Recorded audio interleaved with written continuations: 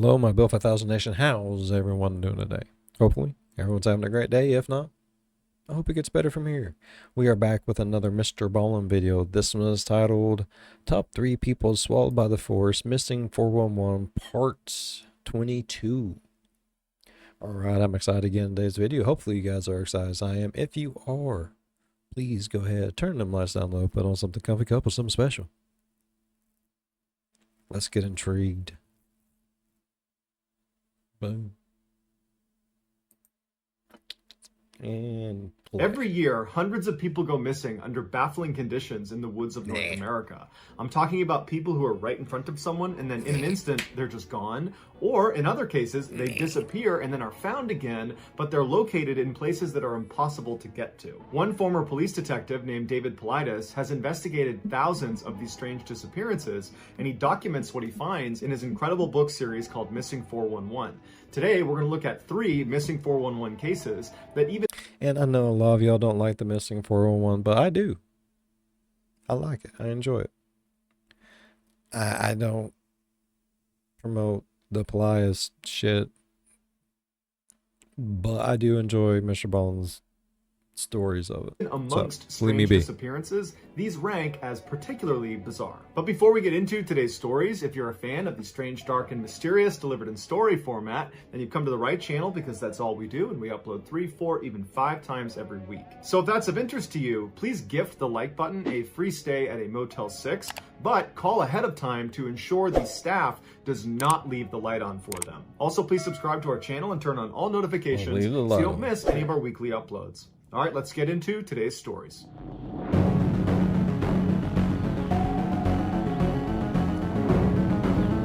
We will leave the light or like button. Gone running. Seward, Alaska is a port city that's about 60 miles south of Anchorage, and it's home to one of the oldest foot races in America called the Mount Marathon Race. Now, this race is not actually a marathon because a marathon by definition is 26.2 miles long.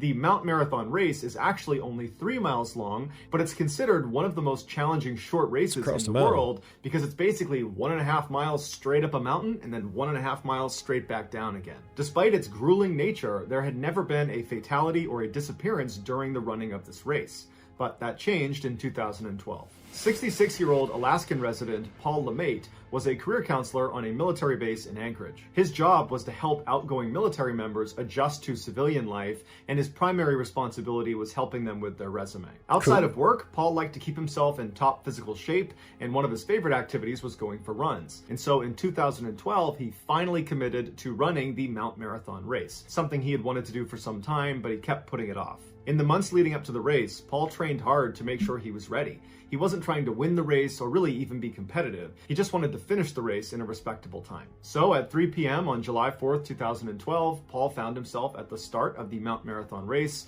and his family was on the sidewalk cheering him on. The race director fired the starting gun, and Paul, along with 500 other racers, took off. For reference, a man of Paul's age and physical fitness level should be able to complete this race in about 2 hours or less. But at 5 p.m., when virtually all the other runners had finished the race and Paul was nowhere to be found, his family members were concerned, but they knew he wasn't trying to win the race. They knew he was probably going to be on the slower end, but they were now starting to pay attention and were anxious for him to show up. 45 minutes later, a race timing crew up at the top of the mountain at the turnaround point began breaking down their setup. About 15 minutes later, when they were done, they started walking down the mountain right as Paul showed up at the top.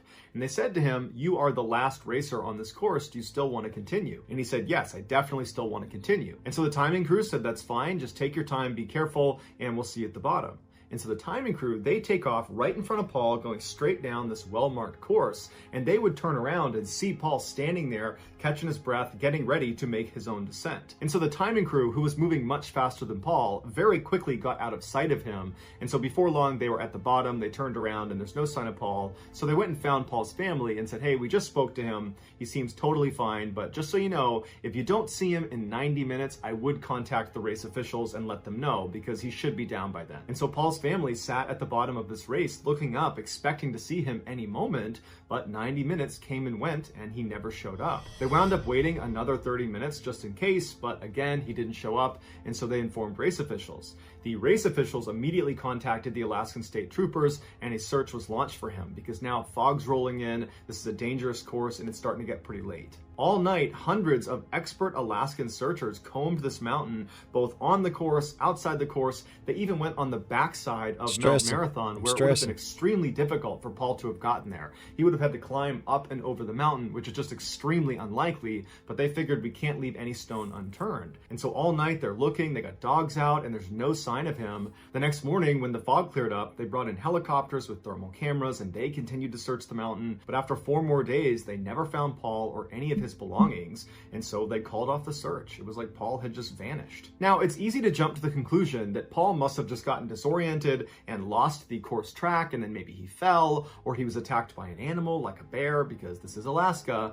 But there's a couple problems with that. The first one is the course itself is extremely well marked. This race is one of the oldest in America. They've been doing this for over 100 years, and they've never had a missing person or a fatality. So they know how to keep people safely inside of the course bounds. The other issue is the timing crew saw Paul at the top, at the turnaround, and he was physically okay. He was talking to them, he was not distressed, and he would have very clearly seen where to go next, because he would have seen the timing crew leaving ahead of him, going down the trail that he would have to follow. Clearly, something unusual happened to Paul either at the summit after the timing crew left or on the way down, because rational explanations cannot account for how Paul could vanish so completely in such a controlled environment with so many expert searchers looking for him. But to this day, no one has ever found Paul or even the slightest trace that he was ever on that mountain.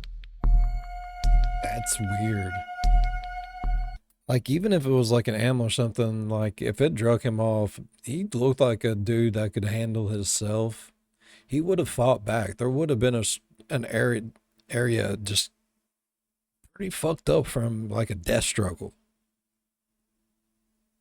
In late August of 2004, Kevin Bardsley and his 12-year-old son Garrett went on a father-son Boy Scout camping trip in the Uinta Mountains in northern Utah. Their campsite was situated next to Lake Quiberon inside of the Wasatch National Forest. The lake was actually pretty remote and difficult to access because it was almost completely surrounded by huge mountains. The only side you could get to the lake on was its western side, but the western trail leading to it was very cumbersome because you had to bypass 7 different lakes. And so by the time Kevin, Garrett, and the rest of the Boy Scouts and their fathers were at the lake, they were at least an hour's hike away from the nearest civilization. Early in the morning on August 20th, Kevin and Garrett woke up, they hopped out of their tents. None of the other campers had woken up yet, and so they decided they would head down to the lake to get some early fishing in. And so they got their gear and they began walking down the very well-defined 150-meter long trail down to the lake. As they get there, the sun's coming up over the mountains and they're really excited about their day of fishing. And so as Kevin is preparing a fishing rod for Garrett, Garrett was jumping around on different stones that were poking out of the water. And at some point he tripped and he fell into the water, soaking his shoes and his pants. And so he hopped out of the water and he's kind of laughing at himself. And he told his dad that he didn't care. He'd fish with wet feet and wet pants and he would change them later. And so Kevin laughed and handed his son his fishing rod, and then the two of them began to fish. After a while, when they hadn't caught anything, Garrett said to his dad that, you know what, Dad, this is actually pretty uncomfortable. I'm gonna go change my pants and my socks. And so Kevin said, no problem. I'll be here with our gear. I'll see you when you get back. And so Garrett stands up and he starts walking back up the well-defined 150-meter trail back up towards the campsite. And Kevin actually turned around and watched his son disappear into the trees, but he heard the sound of other campers at the campsite and so knew his son wouldn't be alone. For the next couple of minutes, Kevin kept fishing, but periodically would look over his shoulder, expecting to see Garrett come out of the woods again, but he didn't. And after about 20 minutes, Kevin was a little bit concerned, so he picked up his fishing gear and began walking back up the trail towards the camp. When he got there, he saw other Boy Scouts and their fathers just getting up and having a bite to eat, and he's scanning around the campsite and he doesn't see Garrett, and so he goes over to Garrett's tent and he opens it up and Garrett's not in there, and there's no sign that he's removed any of his wet clothing in there. And so Kevin turns around and he asks one of the fathers, hey, have you seen Garrett? He was supposed to be up here a minute ago. And the father said, no, I haven't seen him. And so Kevin's starting to panic and he yells out to the group, hey, has anyone seen my son? Do you guys know where Garrett went? He was supposed to be up here. And no one knew where he was. They said, no, we haven't seen him. And so horrified, Kevin drops all of his gear and starts running back towards the lake, screaming for his son. And the other campers instinctively know what's going on, and so they chase after him, yelling for Garrett. Almost immediately, the sheriff's department was notified, and they launched this huge search that included the FBI. And so hundreds of people have descended into the area around the lake, and they're looking for Garrett. They can't find him, but later that afternoon, searchers were about a half-mile away from where Garrett was last seen, and they found a single Nike sock that appeared to have been removed from a wet foot, wedged into one of the boulders in this huge boulder field. Garrett's mother would confirm that was Garrett's sock, and so the search effort was shifted to this big boulder field, and for days they looked all over the place for him, but there was no sign of Garrett anywhere, and so eventually the search was terminated. The authorities determined this was an accident, that Garrett's father and the other campers had nothing to do with Garrett's disappearance. What their theory was is Garrett must have gotten lost on the walk back to the camp and then ultimately died of exposure. But the idea that a boy of Garrett's age would get lost along a well-defined 150-meter long trail that he was familiar with, that he had been on that day, that seems a little far-fetched. Also, as Garrett was walking down that trail... And who's to say that someone just didn't plant that sock there, knowing that they would, like, focus their whole search there? And went the other direction with him. I mean, I'm not trying to throw shade on the Boy Scouts, Cub Scouts anyway. I was a Boy Scout. Later on, I went into 4-H as well. Like, I was never touched as a kid, but you do hear horror stories.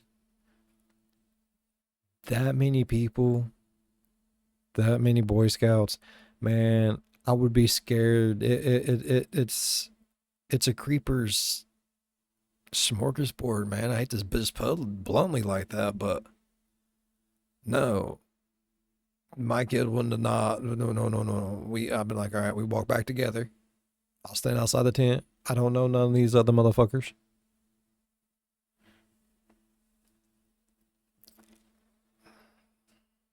Just saying, I ain't trying to throw shade on no one, but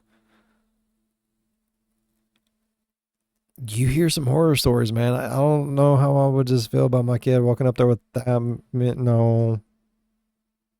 No. He would have heard the sounds of the other campers in the campsite. So that would have helped him figure out exactly where he needed to go. He's on a well-marked trail. He's walking towards the sound of the voices.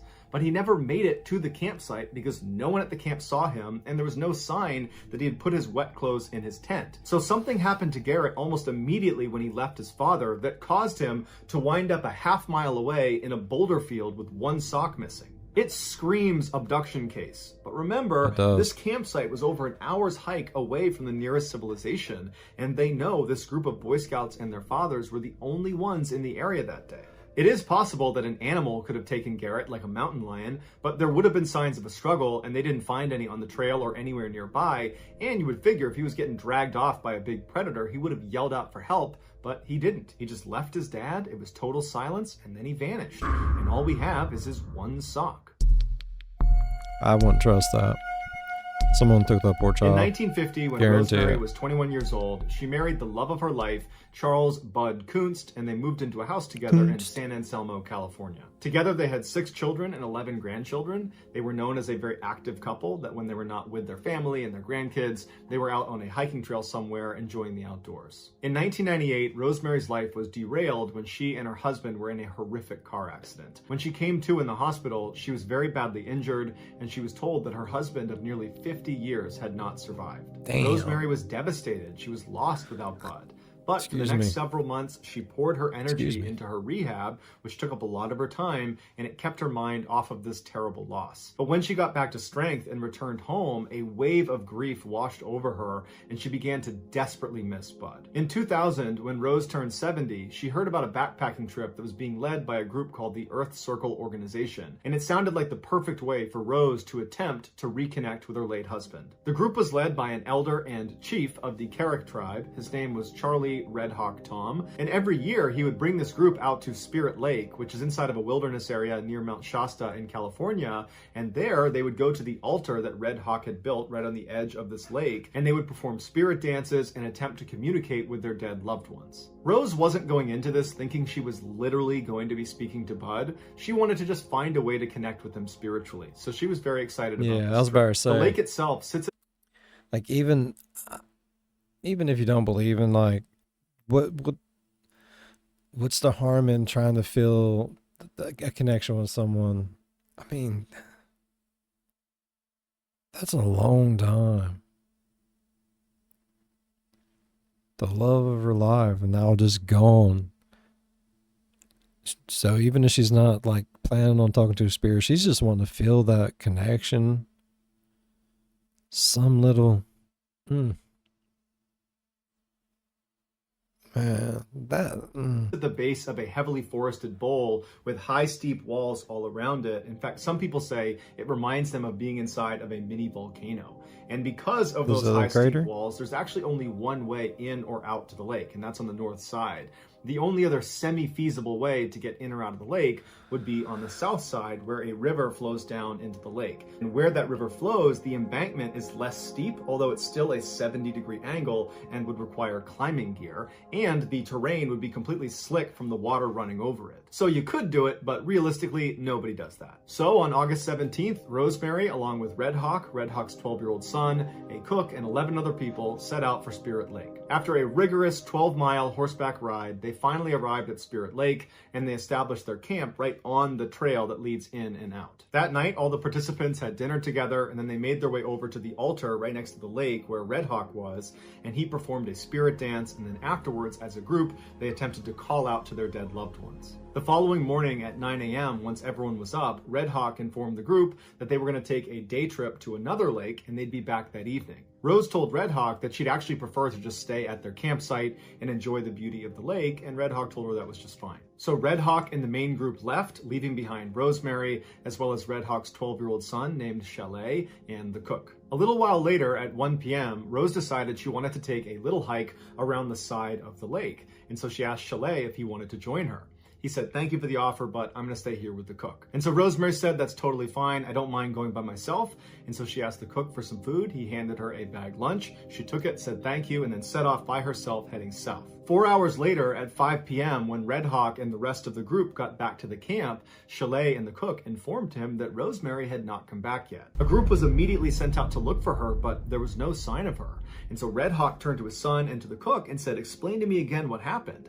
And they said she was totally normal. She just wanted to go for a hike, and she took some food, and we watched her disappear into the trees. They also told Red Hawk that they had been sitting in the trail that leads in and out of the lake the entire time Rosemary was gone, and they never saw her. So she didn't leave the lake. She's somewhere out there. Confused and very concerned, Red Hawk had one of the other participants leave the lake and go contact authorities, and within 24 hours, there were 50 searchers combing the lake for Rosemary. The head of the search and rescue team was a guy named Grizz Adams, who had led many other search and rescue efforts. After studying the area and talking to Chalet and the cook and the others who were there, he just could not understand how a 70-year-old woman had managed to vanish so quickly and completely, because there's no way she climbed out the south exit because she didn't have climbing gear, and physically she probably wasn't capable of that even with the right gear. And she didn't leave through the north exit, the main trail, because Chalet and the cook were there the entire time and they never saw her. So where was she? As the search continued to find nothing, Grizz called in more searchers on horseback,